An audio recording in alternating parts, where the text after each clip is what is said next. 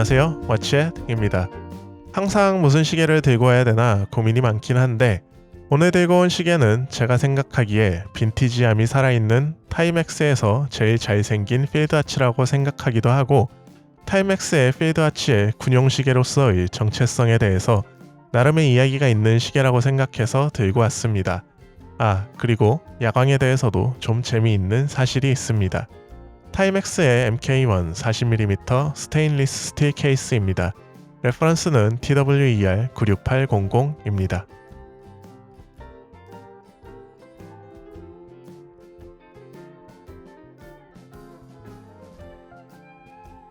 이전에 타이맥스의 필드와치 익스페디션 노스 시에라 41mm 리뷰를 했었는데 오늘 또 타이맥스의 필드와치를 들고 왔습니다.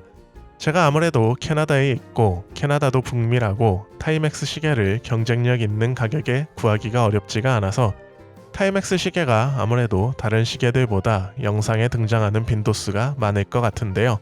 오늘 타이맥스 MK1의 경우 저는 한국 가격으로 4에서 5만원 사이의 가격으로 구매를 했습니다. 제가 한국에서의 실구매가에 대해서는 취약하니 가격은 참고사항으로만 말씀드립니다. 오늘 들고 온 시계는 타이맥스 MK1 크림 다이얼 40mm 스테인리스 스틸 모델인데요.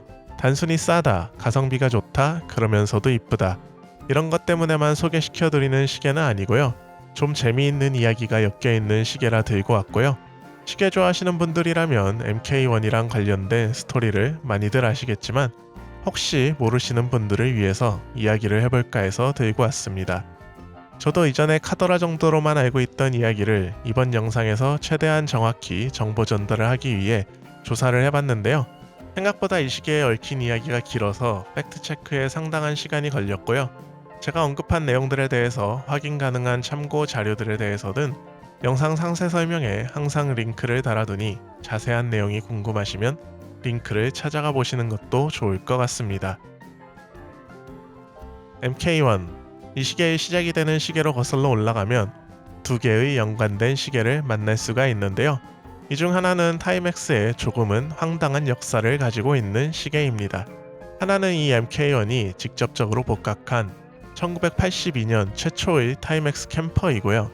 다른 하나는 이 최초의 캠퍼의 바탕이 되는 시계이자 말씀드린 황당한 역사를 가지고 있는 전설의 전설인 타이맥스의 밀스펙 46374B 시계입니다.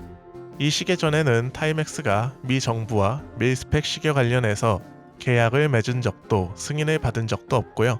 1982년의 46374B 스펙 시계가 필드와치로서 타이맥스가 미 정부로부터 유일하게 승인을 받고 계약을 한 건으로 알려져 있는데요. 밀스펙이라고 하니 이야, 역시 타이맥스 필드와치 만드는 거 엄청 좋아하더니 미군에 납품도 하고 전장에서도 사용됐구나 라고 생각하실지도 모르겠는데, 그렇다면 이 시계가 전설의 전설이 될 이유가 없고요. 황당하게도 미 정부로부터 납품 승인까지 받은 이 타이맥스의 밀스펙 시계는 실제로 미군에 납품이 된 적이 없게 되게 됩니다. 여기서 이 시계가 전설이 돼버리는 이유가 생기는데요. 타이맥스의 46374B 밀스펙 시계는 미군의 납품 승인을 받기 위해 1982년 2월과 3월 단 2달 동안 몇백 개의 샘플만 제작이 되었고요. 납품 승인을 받은 이후에 어떤 이유에서인지 타이맥스는 미군의 납품을 포기하면서 타이맥스 역사의 유일한 군납 필드와치는 세상에 단지 몇백 개의 샘플만 존재를 하게 되고 아주 희한한 역사를 가진 극소량의 샘플만 존재하는 전설적인 시계가 되어버리게 됩니다. 심지어 호딩키에서도 이 시계가 과연 존재하는가에 대한 의문을 가졌을 정도로 희귀한 시계이고요. 타이맥스가 밀스펙 시계를 포기하고 그 시계를 바탕으로 제작한 게 오늘 MK1이 복각한 최초의 타이맥스 캠퍼이고요. 당연히 민간 목적으로 제작한 시계이니 캠퍼 역시 군납이랑은 거리가 멀고요.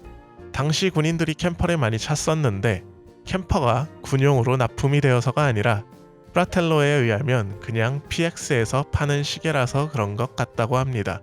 결국 타이맥스의 실제 군용으로서의 필드와치의 정체성은 이렇게 날아가 버리고 맙니다. 그래도 캠퍼는 나중에 나름 괜찮은 타이틀을 하나 가지게 되는데요. 바로 맥가이버 시계입니다.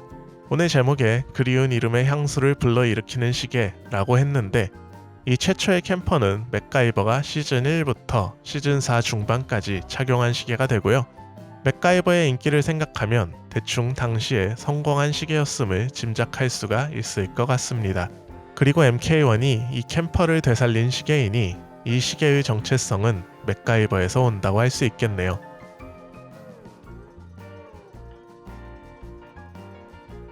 앞에 이야기가 길어서 뒤에는 최대한 간단히 가겠습니다. 스펙입니다. 케이스 사이즈는 40mm, 러그 투 러그는 47mm, 러그는 웨인지 18mm로 많이 알려져 있는데 실측 20mm이고 두께는 11mm입니다. 방수는 3기압 30m, 크리스탈은 아크릴, 운모입니다. 무게는 스트랩 포함 43.5g 정도이고 케이스 재질은 스테인리스 스틸입니다. 손목에 올려놓고 보면 17.5cm 손목에서는 이 정도 사이즈로 보입니다.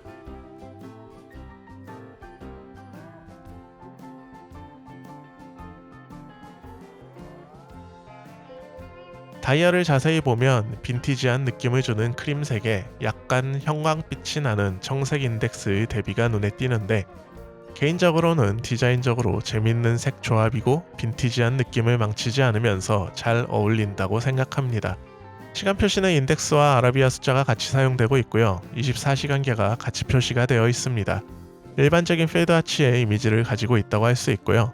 12시에는 타이맥스 시그니처가 위치하고 6시에는 이름만 들어도 가슴 설레는 인디글로가 적혀 있습니다. 크리스탈은 아크릴 재질의 박스 형태의 크리스탈을 사용해 좀 더 빈티지한 느낌을 살려주었고요. 용도는 3시에 위치하고 용도를 누르면 인디글로 기능을 사용할 수가 있고 날짜 기능이 없으니 용도를 1단에 위치시키면 시간 조정이 가능합니다. 기본 스트랩은 MK1이 나토 스트랩 버전도 있지만 이 시계는 빈티지한 가죽 스트랩 구성이고요. 케이스는 러그 안쪽이랑 뒤쪽으로는 블래스트 처리가 되어 있고 나머지는 브러싱 처리가 되어 있는데요. 정말 절묘하게 광택을 죽여서 색이 바른 듯한 다이얼 색상이랑 같이 빈티지한 느낌을 더해줍니다. 정말 80년대에 만들어서 지금까지 존재하는 듯한 느낌을 줍니다. 야광은 좀 웃깁니다. 저도 모르고 구매를 했었는데 처음에는 좀 놀랐습니다. 이 시계는 인덱스에는 야광이 있는데 핸즈에는 야광이 없습니다. 처음에는 그래서 뭔가 짝퉁을 구매했거나 아니면 불량인가 싶었는데 조금 조사를 해보니 MK1 40mm 케이스에 알루미늄 버전은 핸즈에 야광이 들어가 있는데 스테인리스 스틸 버전에는 핸즈에 야광이 안 들어갔다고 합니다. 어이가 없네요. 관련해서 상세 설명에 링크를 걸어두었으니 두 시계의 비교를 보고 싶으시면 참고하실 수 있고요. 그래서 밝을 땐 이렇게 보이고요.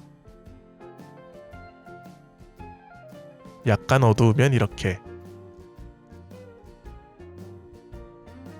완전 어두우면 이렇게 보입니다. 어두울 때 시간을 읽을 수가 없습니다. 대신 인디글로가 있으니 시간을 읽는 데는 사실 아무런 문제가 없긴 합니다. 그래도 뭔가 아쉽긴 합니다.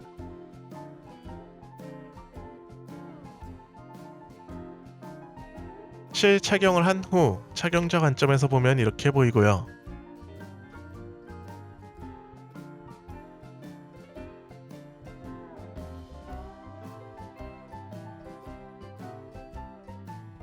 반대편에서 보면 이렇게 보이겠네요. 맥가이버가 된 기분입니다. 총평입니다. 시계에 얽힌 이야기는 이야기일 뿐이고 이 시계만 본다면 장점이라면 조금은 다른 이미지의 필드 와치라고 할 수 있겠네요. 소재, 마감, 디자인 모두 80년대의 느낌이 물씬 나고요. 빈티지스러움을 의도한 대로 잘 구현한 시계인 것 같습니다. 그래서인지 맥가이버라는 이름이랑 아주 잘 어울리는 시계이고요.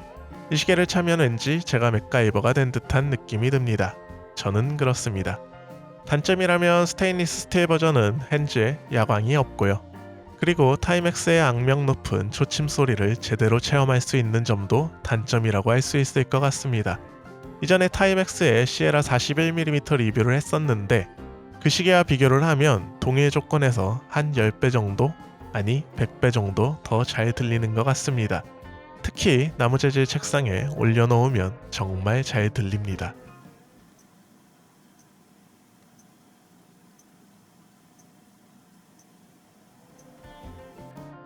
심지어 제가 아주 조용한 차가 아님에도 불구하고 운전 중에도 가끔 들립니다. 그래도 잘생기긴 잘생겼습니다. 이상 왓츠였습니다.